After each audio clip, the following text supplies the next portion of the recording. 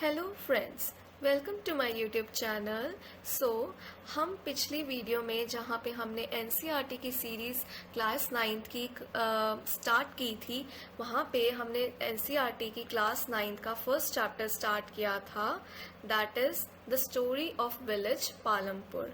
तो हमने एक hypothetical village that is Palampur के बारे में पढ़ा था, उसके वेरियस फीचर्स पढ़े थे और हमने इतना तो पता कर लिया था कि ये एक वेल डेवलप्ड विलेज है। फिर हमने वहाँ की प्रोडक्शन एक्टिविटीज़ के बारे में जाना था और जिसमें हमने 4 फैक्टर्स ऑफ प्रोडक्शन की बात की थी, that is land, labour, capital, entrepreneurship, है ना। तो हमने इन चीज़ों के बारे में बात की थी। तो आज हम थोड़ा सा आगे रीडिंग करेंगे, तो हम एनसीईआरटी की बुक को लाइन बाय लाइन रीड कर रहे हैं ताकि हमें अच्छे से इकोनॉमिक्स के बेसिक कॉन्सेप्ट्स जो हैं वो कवर हो सकें। So without any further delay in this video, let's start today. So let me take my pen. So farming in Palampur. So पहला हमारा है पॉइंट, लैंड इज़ फिक्स्ड। तो आपको पता है लैंड तो फिक्स्ड ही रहने वाला है, ठीक है। लैंड की सप्लाई तो फिक्स्ड ही होती है। Farming is the main production activity in Palampur. हमने डिस्कस किया, देखो विलेज है तो वहाँ पे मेन एक्टिविटी क्या है, फार्मिंग ही है।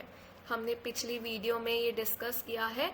If you want the link of the previous video you can check out the description box, I will tag the link. So 75% of the people who are working are dependent on farming for their livelihood. So 75% of people क्या है वहाँ पे, farming के ऊपर dependent है अपनी रोजी रोटी कमाने के लिए, लाइवलीहुड के लिए। दे कुड बी फार्मर्स और फार्म लेबरर्स, तो उनको फार्मर्स बोलते हैं। The well being of these people is closely related to production on the farms. जितनी प्रोडक्शन होगी उतना उनको फ़ायदा होगा। But remember that there is a basic constraint in raising farm production, ठीक है। अब देखो कैसे वो फार्म की प्रोडक्शन जो है वो बढ़ाएं, ये एक मेन क्वेश्चन है, ठीक है। अब जो लैंड है वो तो फिक्स्ड ही रहेगा, पर हम फिक्स्ड लैंड पे ज़्यादा प्रोडक्शन कैसे कर सकते हैं उसके बारे में आज हम डिस्कस करेंगे इस पर्टिकुलर टॉपिक में। So land area under cultivation is practically fixed.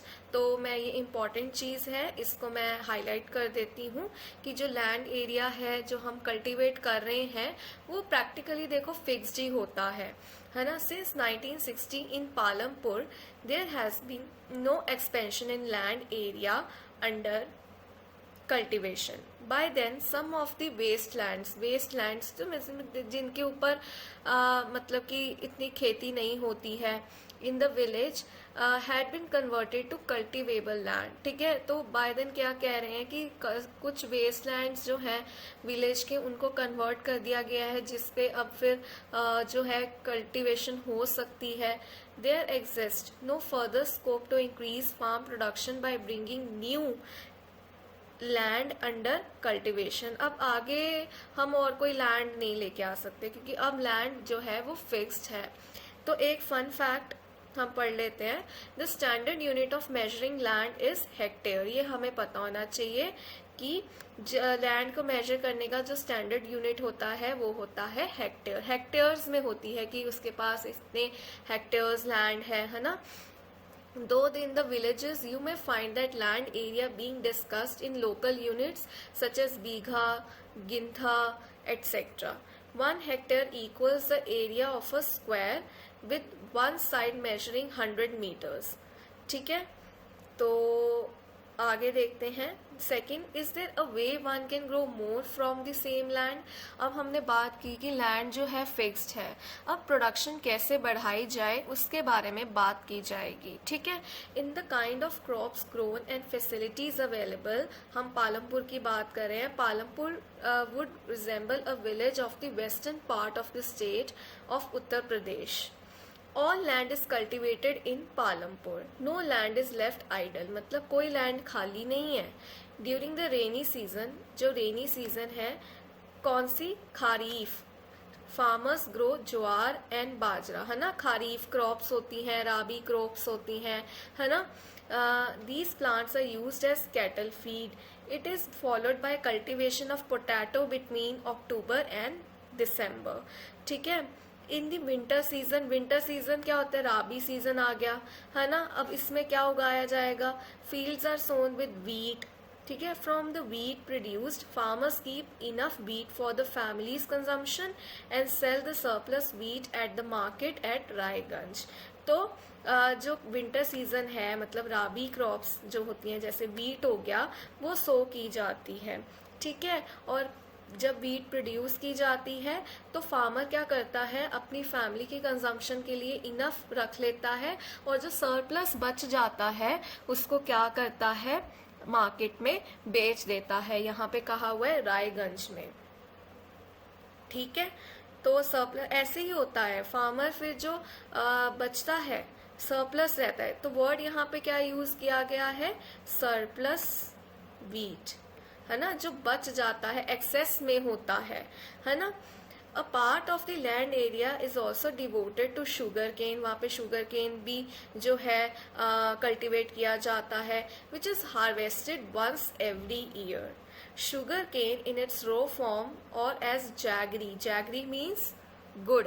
ठीक है। Is sold to traders in Shahpur. तो अब इस जो जैगरी बनता है ना, वो भी जो है वो सेल कर देते हैं कहाँ पे, शाहपुर में।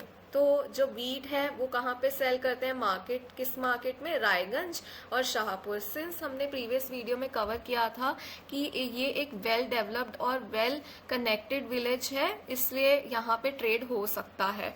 ठीक है। आगे देखते हैं। The main reason why farmers are able to grow 3 different crops in a year in Palampur is due to the well-developed system of irrigation. Well-developed system of जहाँ पे irrigation होगा, अच्छा irrigation होगा, वहीं पे जो फार्म की जो प्रोडक्शन है अच्छी होगी।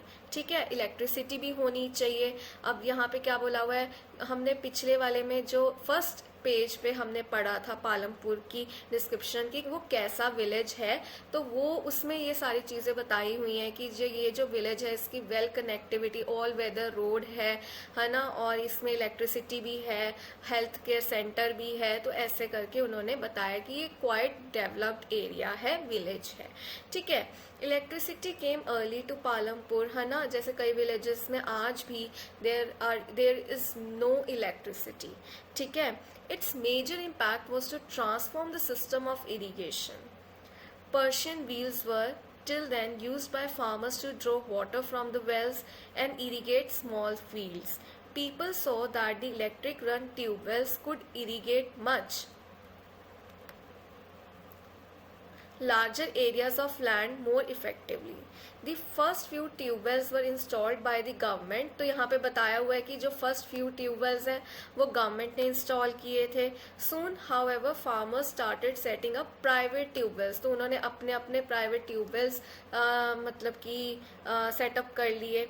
तो एज अ रिजल्ट, इसका रिजल्ट क्या हुआ, by mid 1970s the entire cultivated area of 200 hectares, हमने पढ़ा था ना, लैंड को मेजर करने के लिए जो स्टैंडर्ड यूनिट है वो हेक्टेयर्स है।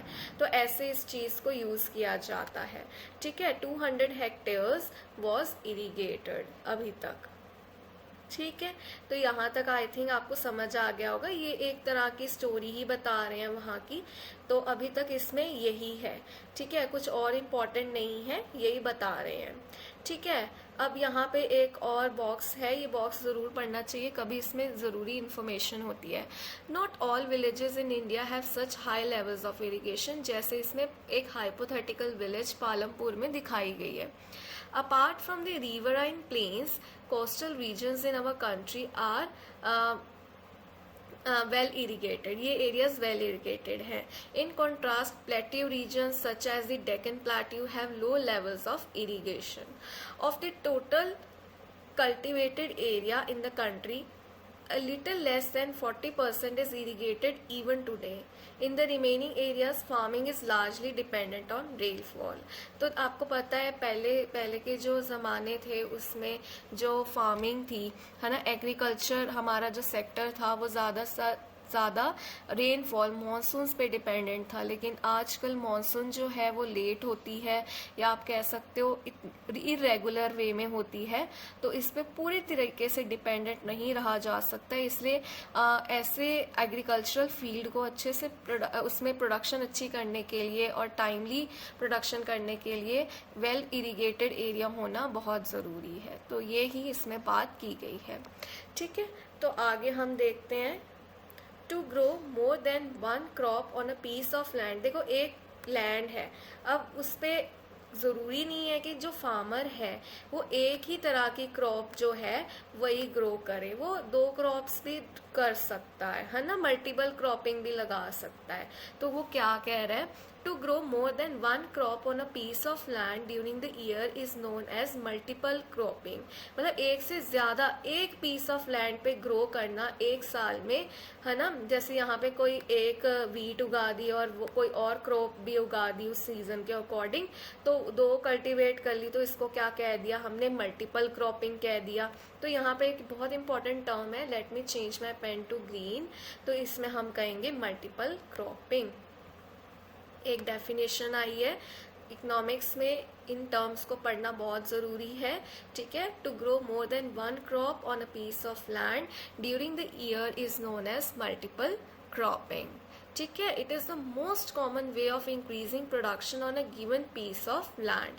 ठीक है, तो ऐसे हम प्रोडक्शन को बढ़ा सकते हैं। सिंस हमारा जो टॉपिक क्या था कि हम फिक्स्ड लैंड पे ज़्यादा प्रोडक्शन कैसे कर सकते हैं, तो एक वे हो गया यहाँ पे, दैट इज़ मल्टीपल क्रॉपिंग कर सकते हैं। एक लैंड पे 2 से ज़्यादा क्रॉप्स को कल्टीवेट कर सकते हैं। दूसरा क्या है, ये मोस्ट कॉमन मेथड है। अच्छा, all farmers in Palampur grow at least 2 main crops, many are growing potato as the third crop in the past 15 to 20 years. तो पालमपुर विलेज में सारे फार्मर्स एटलीस्ट 2 मेन क्रॉप्स तो ग्रो करते हैं अपने एक पीस ऑफ लैंड पे। और ये देखो, ये कुछ क्रॉप्स दिखाई गई हैं, जैसे वीट हो गया कैसी दिखती है, बाजरा हो गया, शुगर केन ऐसी दिखती है ना। और रो फॉर्म में इसको गुड़ है ना बनाया जाता है, जैगरी। और ये होगी हमारी पोटैटो। तो पोटैटो भी एज अ थर्ड क्रॉप भी लोग उगा रहे हैं, या फिर आप कह सकते हो कल्टीवेट कर रहे हैं। ठीक है, उसके बाद डिफरेंट क्रॉप्स दिखाई गई हैं। ठीक है, उसके बाद हम आगे देखते हैं। यहाँ तक कोई डाउट नहीं होना चाहिए क्योंकि अभी हम नॉर्मल बात कर रहे हैं। ठीक है, तो ये कुछ आप कह सकते हो स्टैटिस्टिक्स दिया हुआ है। Cultivated area in million, I think this could be hectares, right. तो ऐसे कुछ डेटा दिया हुआ है कल्टिवेटेड ओवर द ईयर्स कि 1950 to 51 में 132 है, मतलब इतना कल्टिवेट हो चुका है एरिया में बात की। इन मिलियन हेक्टेयर्स लग रहा है, यहाँ पे मिस प्रिंट है आई थिंक। नेक्स्ट इज, ये कहाँ से लिया गया है, गवर्नमेंट। अच्छा, आपको पता है गवर्नमेंट की बहुत सारी रिपोर्ट्स जो है वो भी, अगर आप रिसर्च कर रहे हो, पीएचडी कर रहे हो, तो आपको पता होना चाहिए गवर्नमेंट की बहुत सारी वेबसाइट्स हैं, गवर्नमेंट रिपोर्ट्स हैं जो आप जाके चेकआउट कर सकते हो, जिससे आपको पता चलेगा कि जैसे डिफरेंट जो गवर्नमेंट डिफरेंट स्कीम्स चलाती है ना, उसमें कितनी प्रोग्रेस अभी तक हो गई है। तो ऐसे करके वो स्टैटिस्टिक्स जो है ना वो प्रोवाइड करती है, तो आप उनकी रिपोर्ट्स को वहाँ जाके स्टडी कर सकते हो। ये उन स्टूडेंट्स के लिए बहुत अच्छा है जो आगे जाके रिसर्च फील्ड में जाना चाहते हैं। ठीक है, तो उसका एक बार ग्राफ बनाया हुआ है, आप देख सकते हो उसी चीज़ का, कि पीछे तो उन्होंने बात की है 132 मिलियन हेक्टेयर्स, है ना, ऐसे ही बोल रहे हैं ये। और यहाँ पे देखो, यहाँ तक वो लगभग उतना ही लग रहा है। ठीक है, तो एक ग्राफ की फॉर्म में दिखाया हुआ है। तो इससे और मतलब ये हो गया, आप स्टैटिस्टिक्स में पढ़ोगे ना, डेटा को विजुअलाइज करना, है ना, in the form of different charts, in the form of pie chart आप कह लो, in the form of bar graph, in the form of table, tabular representation, है ना। ये सारी स्टैटिस्टिक्स में डेटा को रिप्रेजेंट करना, ताकि हमें अच्छे से विजुअलाइज कर सकें कि क्या हो रहा है, राइट। आगे देखते हैं, ये एक एक्टिविटी दी हुई है, ये आप कर सकते हो। ठीक है, अब आगे हम पढ़ते हैं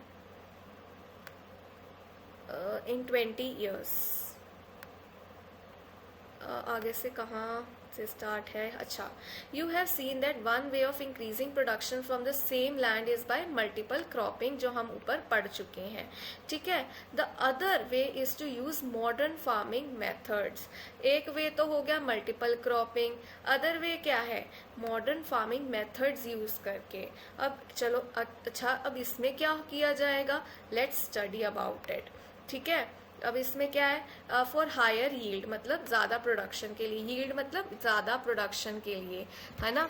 yield is measured as crop produced on a given piece of land during a single season. तो यील्ड की डेफिनेशन दी हुई है। Let me change my pen to let's say blue.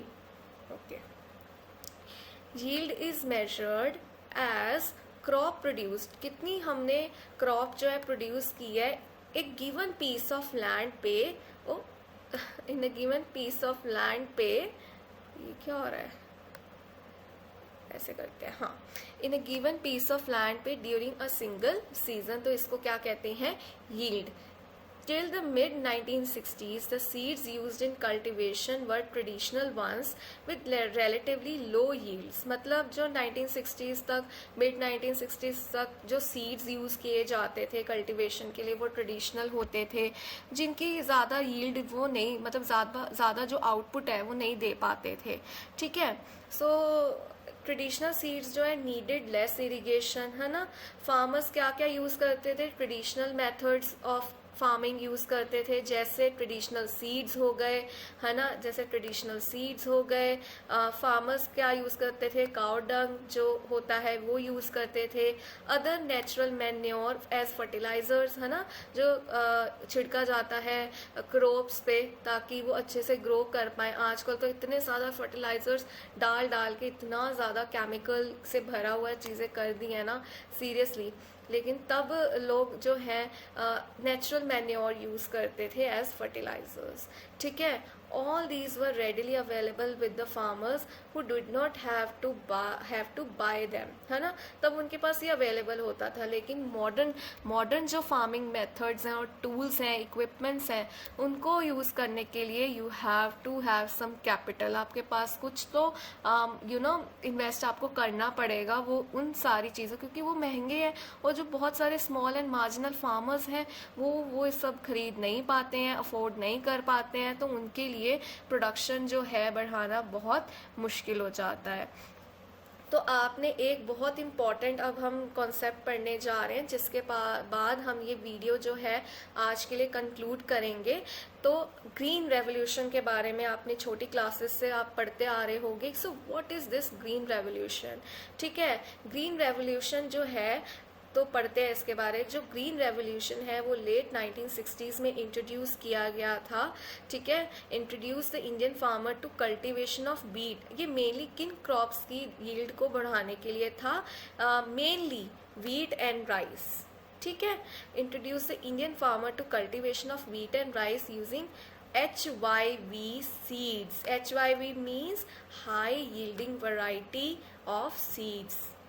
ठीक है, तो सबसे पहला इसका फीचर था कि ग्रीन रेवोल्यूशन में, है ना, सबसे पहले वीट एंड राइस मेनली उसको कल्टीवेट करने के लिए HYV सीड्स का यूसेज किया गया।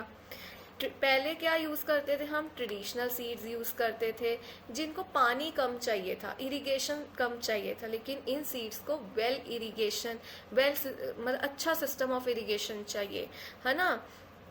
Compared to the traditional seeds, the HYV मतलब high yielding variety seeds promise to produce much greater amounts. अब ये ज़्यादा प्रोड्यूस कर सकती है grain on a single plant.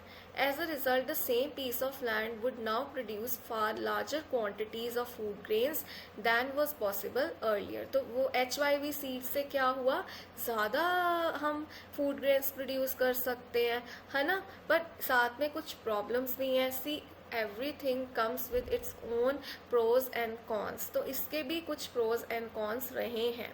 ठीक है, उसके बाद HYV seeds however needed plenty of water, जबकि हमने पीछे क्या पढ़ा, जो ट्रेडिशनल सीड्स थे वो लेस इरिगेशन रिक्वायर्ड करता था, लेकिन ये जो है इसके लिए बहुत ज़्यादा पानी जो है चाहिए। एंड इसके लिए एंड ऑल्सो केमिकल फर्टिलाइजर्स भी इंट्रोड्यूस किए गए, पेस्टिसाइड्स, पेस्ट कंट्रोल करने के लिए, है ना, टू प्रोड्यूस बेस्ट रिजल्ट्स। तो यहाँ पे एक चार्ट दिया हुआ है मॉडर्न फार्मिंग मेथड्स के लिए। ये देखो, ये HYV सीड्स हो गए, हमें केमिकल फर्टिलाइजर्स चाहिए, हमें जो आजकल यूज़ हो रही है बहुत इम्पॉर्टेंट, क्या, मॉडर्न फार्म मशीनरी चाहिए, ये इन्होंने डीजल दिया हुआ है, पेस्टिसाइड्स चाहिए, वेल इरिगेटेड सिस्टम होना चाहिए, जैसे कैनाल्स हो गए, पंप सेट्स हो गए, इलेक्ट्रिसिटी चाहिए, डैम्स चाहिए। तो आप देख सकते हैं ये मॉडर्न फार्मिंग मेथड्स हैं जिसमें हमें ये सारी चीज़ें रिक्वायर्ड है। तो आप खुद सोचो, एक जो स्मॉल फार्मर है जो इतना इस मतलब कितना उसको इन्वेस्ट करना पड़ेगा ये सब चीज़ें खरीदने के लिए। लेकिन ये सब इंट्रोड्यूस किया गया जब हम इंडिया में ग्रीन रेवोल्यूशन जो है वो स्टार्ट हुआ। तो आप देख सकते हो उससे हमारी प्रोडक्शन बहुत ज़्यादा बढ़ गई। मेनली ये था वीट एंड राइस के केस में। Let's see, yes, wheat and rice के केस में ही था, या ठीक है। तो ये आपको एक बहुत सुंदर इमेज दी हुई है, तो आप इसमें से देख सकते हो कि मॉडर्न फार्मिंग मेथड्स क्या क्या है। तो ये ज़्यादा प्रोडक्शन देंगे। तो modern farming methods, HYV seeds, chemical fertiliser etcetera. So higher yields were possible only from a combination of HYV seeds, irrigation, chemical fertilizers, pesticides etc. तो इसी की हमने बात पीछे अभी की है, ठीक है। तो फार्मर्स ऑफ पंजाब में सबसे ज़्यादा मतलब जो आप कह सकते हो फार्मिंग होती है, हरियाणा में होती है, and western Uttar Pradesh were the first to try out the modern farming method in India. The farmers in these regions set up tube wells for irrigation. अभी आपको दिखाया मॉडर्न फार्मिंग मेथड्स में ट्यूब वेल्स, है ना, हम मतलब कैनाल्स यूज़ कर सकते हैं, पंप सेट्स है, ये सारी मशीनरी है, हमारी फार्म मशीनरी है, ट्रैक्टर्स वगैरह और भी बहुत सारी मशीन्स है ना, तो वो यूज़ कर सकते हैं, ठीक है। Set up tube wells for irrigation and made use of HYV seeds, chemical fertilizers and pesticides in farming, ठीक है। Some of them bought farm machinery like tractors हो गए and threshers हो गए, which made plowing and harvesting faster. They were rewarded with high yields of wheat. तो जो Punjab, Haryana and western Uttar Pradesh के जो फार्मर्स हैं उन्होंने ये सारे जो मॉडर्न फार्मिंग मेथड्स हैं यूज़ किए, तो उनको काफ़ी अच्छी यील्ड मिली वीट की, ठीक है। तो यहाँ तक हमने कवर कर लिया है। इसका नेक्स्ट पार्ट जो है हम नेक्स्ट वीडियो में कवर करेंगे। सो इस वीडियो के लिए इतना ही, तो हम थोड़ा कंक्लूड कर लेते हैं।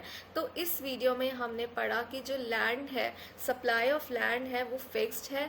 सिंस पालमपुर एक हाइपोथेटिकल विलेज है, उसमें जो फार्मिंग है वो मेन प्रोडक्शन एक्टिविटी है। Near about 75% of people are dependent upon farming for their livelihood, ठीक है। तो फिर थोड़ा सा वो बताने लग गए कि कैसे वहाँ पे सिस्टम है ये कल्टीवेशन करने का, ठीक है। फिर हमने पढ़ा कि ग्रीन रेवोल्यूशन के बारे में पढ़ा कि कैसे जो फिक्स्ड लैंड पे ज़्यादा प्रोडक्शन की जाए। तो पहला मेथड है कि एक लैंड पे भाई एक से ज़्यादा क्रॉप्स उगाई जाएं, तो मल्टीपल क्रॉपिंग हो जाएगी। या देखो ना, to grow more than one crop on a piece of land during the year is known as multiple cropping. फिर हमने उसके बाद देखा कि अच्छा ये तो एक मेथड है। दूसरा मेथड है by using modern farming methods, जिसमें हम HYV सीड्स, ग्रीन रेवोल्यूशन की बात की, बहुत इंपॉर्टेंट है ये। तो HYV सीड्स हो गए, modern chemical fertilisers, modern machinery, tools, irrigation, well developed system of irrigation, pesticides. So these were some of the features of the green revolution. तो कहाँ कहाँ पे फार्मर्स ने इसको ज़्यादा यूज़ किया? पंजाब में, हरियाणा में, वेस्टर्न उत्तर प्रदेश में, और उनको अच्छी यील्ड्स ऑफ वीट मिली। मेनली ये वीट एंड राइस के लिए था। So this was all about this video. If you want the links of my previous videos, मेरी एक और सीरीज़ चल रही है इकोनॉमिक्स के बेसिक कॉन्सेप्ट्स की। सो अगर आप उसको भी चेकआउट करना चाहते हैं, मैं लिंक जो है डिस्क्रिप्शन बॉक्स में दे दूँगी, आप प्लीज़ जाइए उसे चेकआउट कीजिए। So till then, thank you, bye bye, and have a nice day.